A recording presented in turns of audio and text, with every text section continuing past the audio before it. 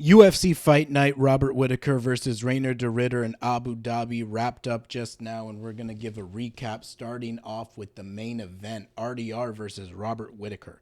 So to start this fight off, RDR immediately shoots for a single leg. He doesn't get it. Robert Whittaker kind of smacks his face around.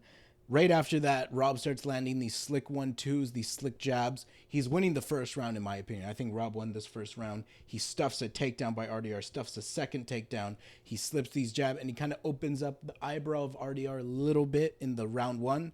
So round one, I'm giving to Robert Whittaker. I don't know what you guys think. Round two, definitely a better round for RDR. He's doing better in the striking, pushing the pace a little bit more. And this is the round in which RDR starts to land big knees, and these big knees end up really playing a big part in the judge's decision, in my opinion, as they did the most amount of damage to Rob. In this round, he actually gets Rob, takes him down, gets top position, some soft shots on top. Close round, but I think RDR takes round two. All right, round three, it's 1-1 going into this round. RDR lands some big knees right after Rob lands a big shot. But Rob gets a big knockdown in this round. I thought this fight was over. A lot of people thought this was going to be a finishing sequence. He hit RDR so good, caught him in the chin so well. He looked up into the arena lights. It was such a good shot. And some big hard shots from the top as Robert Whittaker punished him for that knee earlier. But he couldn't get the finish, and RDR gets back on his feet and recovers. He weathers the storm. I thought it was going to be over. Very disappointed. And ends up that in that fight, in that round, it's much more clear that there's more visible damage on Rob's face because the knees just split his face open so bad. And RDR does get a takedown near the end of that round. In round three, Darce attempt, moves into side control, doesn't really get good ground and pounds, but he just just presses his elbow against Rob's face, making it uncomfortable, pressing his face into the canvas. So, decent effort at the end of the round, but I have to give it to Rob. So going into round four, this fight, in my opinion, is 2-1 for Robert Whittaker. Round four is where RDR starts to take over. Big knees by RDR in this round, landing those much more frequently. A lot of holding against the fence, in which he's holding Rob against the fence, not really getting the takedown. Rob just very strong legs, keeping his footing. RDR is moving forward now in this round, and he takes over from this point in the fight. He's pressuring, jabs by RDR. Jabs by Rob though in return. So he's not completely out of it. But there's big overhands by RDR. He lands some big overhands in this round with the addition of the knees. But Rob does push the pace a little bit at the end of the fight with some jabs. Round five, a lot of holding against the fence against Rob.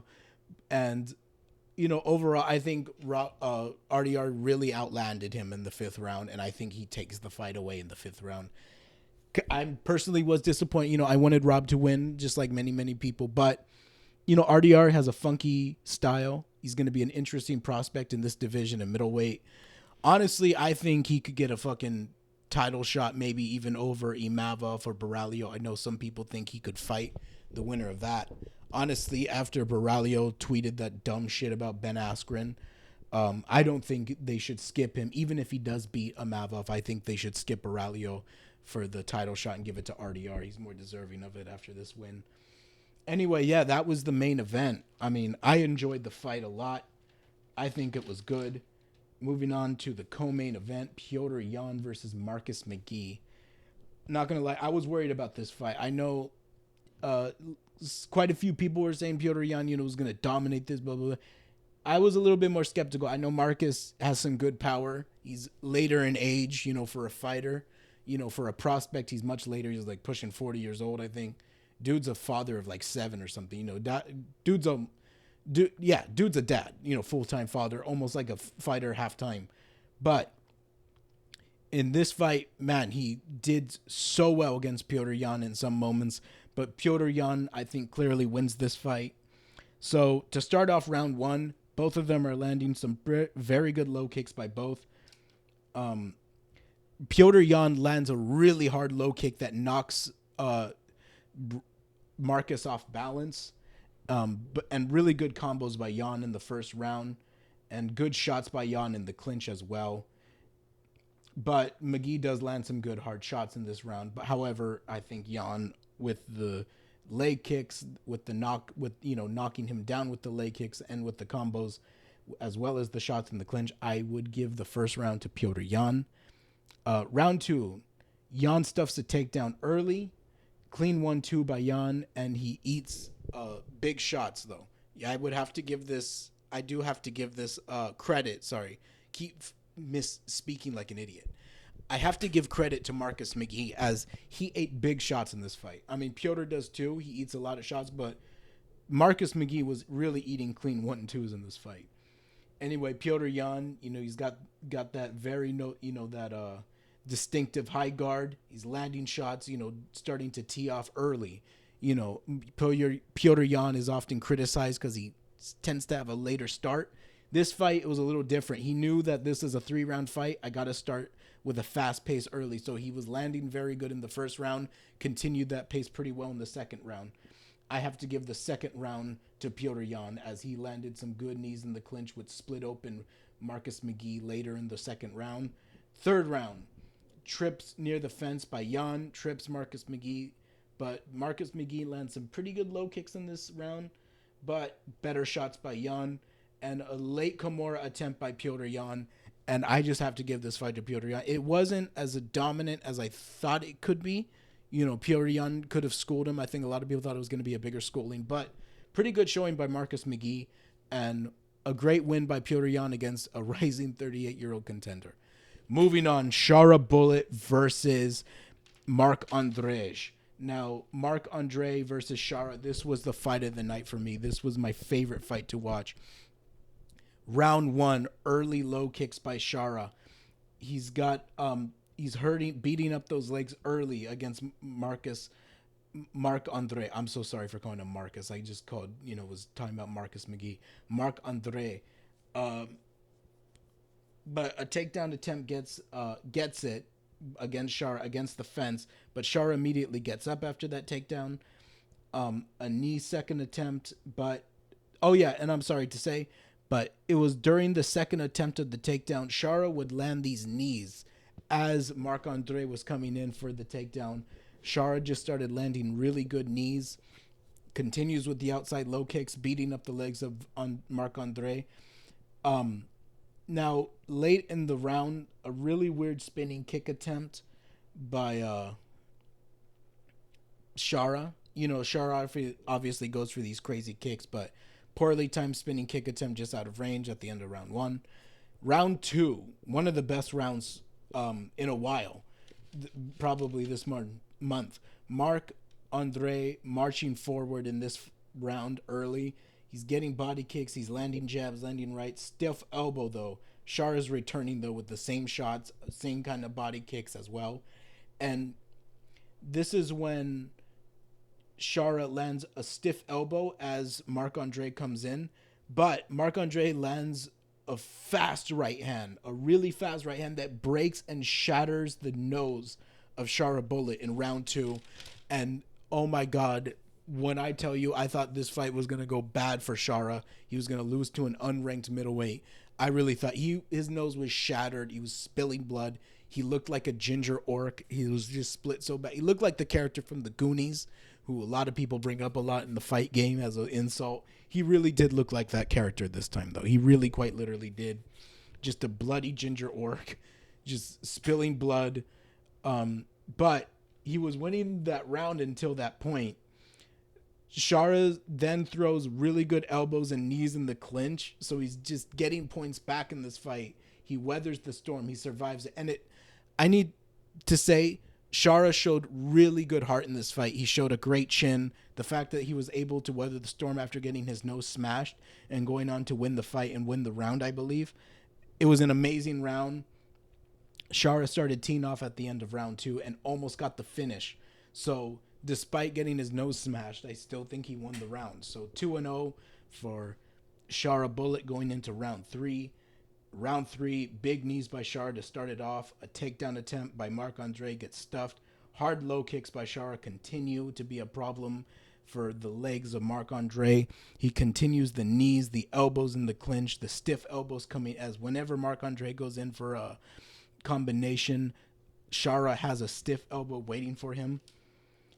Really good takedown defense, though, I must say, by Chara. And that it was near the end of round 3, just starts throwing wild knees, wild kicks, as Chara usually does. I think this was fight of the night. Another knee splits the face more of Marc-Andre. The fight ends with Chara on top. All right, I really enjoyed this fight. The next fight, Asul Alamab. I'm so sorry if I fuck up his name. Alamabayev versus Jose Ochoa. Pretty good fight too. Pretty good fight. Round 1, Alma pushing the pace. Round 2 and 3, just a lot of dominance from Alma, I have to say. Overall, Ochoa had some competitiveness, but overall this was just dominant grappling by Almabayev. Anyway, moving on. Let's get on to the other fights now. Nikita Krylov versus Guskov. Now, Guskov was already slightly ahead before the KO finish. Anyway, we all know what happened. Got the great KO finish. Nikita Krylov came on a little bit too aggressive and got finished early in round 1. This is now 4 finishes, 4 wins in a row for Guskov. Can't wait to see his next fight. All right, Bryce Mitchell versus Said Nurmagomedov. This was a pretty fun fight as well. Round 1, big knees after Said got touched up. Some big knees by Bryce. Bryce made him wrestle early in this, really wearing him out early. First round was pretty close. Think you have to give it to Bryce. Round 2, Bryce has an early Kimura attempt, another early triangle attempt, so he's taking away points with the submission attempts. Another thing that happens in round 2 is Said reverses top control. Bryce gets a takedown after a spinning attack, a really low IQ moment from Said Nurmagomedov when he kind of had Bryce hurt. He throws a spinning attack. I couldn't tell if it was a spinning elbow or spinning fist. It was so bad, but Bryce gets a takedown right after that. I think Bryce is going into round 3 2-0. A guillotine almost takes Bryce's life early in round 3. However, Bryce overcomes it. He almost gets an arm triangle attempt and stays with the rest of the fight. Kind of ends with a boring grappling and a lot of toes in the fence. Anyway, pretty good bantamweight debut for Bryce Mitchell. Gets the win. Can't wait to see him against a ranked opponent at bantamweight. We'll see how he does. Moving on, Salkov versus Leo. Now, we all know how this fight ended. Leo coming in aggressive, not very smart, very terrible game plan. I don't know if he was even listening to his coaches. Chin way up in the air, arms low, wide stance, just running in recklessly forward with his chin up into Solikov, and inevitably eats that right hand with his chin in the air, gets taken out. Everyone's happy. Solikov's happy. His teammates in the audience, Islam Makhachev, is happy. Unless you're a Carlos Leo fan, pretty fun to watch. Moving on, Davy Grant versus Damon Blackshear. Sorry, just shuffling through my notes right now, going to the earlier fights. Anyway, let's go. All right, Davy Grant versus Damon Blackshear. Let's get this over with. Round 1, a good takedown for Damon Blackshear. He controls the ground, controls him on the ground for the majority of the first round against Davy Grant. Round 2 is where it starts to change. In fact, Damon Blackshear fumbles this, as he had a very good first round. Doesn't really have that much competitive moments. After that, Davy just pushes the pace in the beginning of round 2. A lot of missed strikes by Damon Blackshear in the second round. And this is when Davy Grant starts stuffing takedowns and landing combos right after he stuffs these takedowns. Kind of one of those crafty vet performances, as Lucas Tracy would say, as a good first round by Damon Blackshear, but he used a lot of energy just going for the takedown And then he just started getting his takedown stuffed in rounds 2 and 3. Didn't really do much. Didn't really have that top control, and wasn't as aggressive in the later rounds. And Davy Grant just weathered the storm. He landed good combinations, stuffed the takedowns. He did what a crafty vet had to do to win. Good win by Davy Grant. Moving on. Tabitha Ricci versus Amanda Ribas. Now, this was a pretty good fight for women's MMA. Round 1, well, for women's MMA, of course, a lot of holding against the fence. And a lot of Ricci holding, right before the knockout, it was a lot of Tabitha Ricci holding Ribas against the fence, kind of beating up those knees against the fence. Couldn't get the takedown, no matter how hard she tried. It was so bad she couldn't get the takedown. The referee separated them for a bit. She goes for that same takedown again and has her against the fence, still holding her against the fence. Continues like that for a while until Ribas just tosses her. Very funny moment. But Ricci, I will say, she has a good right hand and threw some good right hands, for women's MMA, of course. Threw some good right hands that connected to the face of Ribas. Had Ribas backing up. Round 2, good body kicks by Ricci. Ricci, again, more holding her against the fence, beating up those legs, elbows. And it's during this time that she realizes, hey, maybe no more of these knees no more of these knees to the legs as I'm holding her against the fence, as she's having really good success just throwing these vicious elbows to the face of Ribas. Ricci commits to that. She does the right thing. You rarely see that in women's MMA. When they have success at something and then commit to that, usually they're just going for the hips and trying to get side control. Not this time. She sees she's having success with that elbow. She starts splitting her and going for that. Her coaches are screaming. She listens to her corner.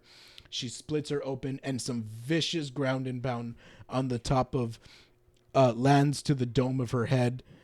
Anyway, great win by Tabitha Ricci. An entertaining finish for women's MMA. Good fight. Good win. Moving on. Billy Elikana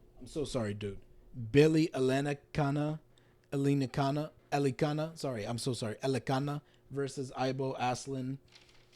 All right, so round 1, a lot of dancing at range, no committing, a lot of feints, some low kicks, Glenn, a couple jabs, that's about it. Some jabs are just out of range, some kicks are just out of range, so there's a lot of that too. All right, round 2, more dancing, low kicks by Aslan, Ibo, more jabbing, a lot of the same.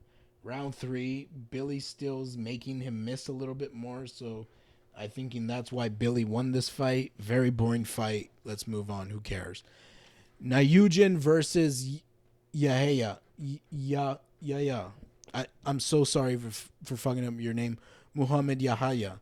I think that's how you say his name. Muhammad Yahya. People call him an industry plant for being from the United Arab Emirates and always getting on these cards. I don't know what to say to that.